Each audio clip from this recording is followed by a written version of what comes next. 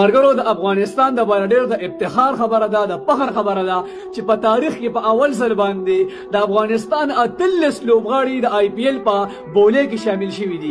یقین وکړئ چې دې وخت کې د دنیا د غټو ټیمانو د لوبغاړو دا ارمان دی، دا خوب دی چې موږ د آی پی ایل په بولې کې شامل شو. او دلته د افغانستان 13 لوبغاړي د آی پی ایل په بولې کې شامل شوي دي چې په هغې کې په اول نمبر باندې رحمان الله کوربس دی چې دې وخت کې د ایشیا د ټول نه ټاپ بیټسمنانو کې شامل دی. بیا ورپسې نور احمد دی، دې نه وروسته وقار سلام خیل دی، بیا ورپسې الله محمد غزلپر دی چې بالکل جادوګر سپینر بالر دی او په خپل بالینګ کې خلک دیوانه کړي دی. وخت کې دې نه وروسته کوم دی مجيب الرحمن دی، بیا ورپسې عصمت الله عمرزی دی چې بهترین الراونډر دی، هم بیټینګ کولی شي هم بالینګ کولی شي.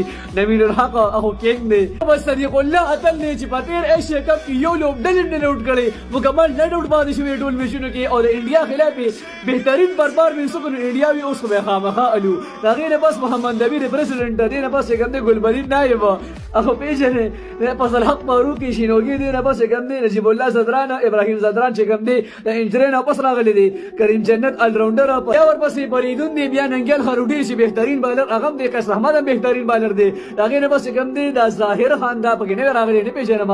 خدا را تاسو راته وایي چې دې ټولو کې تاسو را چا پېنی چا مینوالي او چې آی پی ایل والا په خپل بولې کې شامل کړي دي، نو اصل بسینی شامل کړي، مطلب هغه سره د ډانس غړا نه بوزي. پته دا ورته چې دې کې ټیلنټ پروت دی او دا بهترین پرفارمنس کولی شي ځکه شامل کړي دي. په تاریخ کې په اول ځل باندې یو لوبډلې 13 لوبغاړي په آی پی ایل کې شامل شول.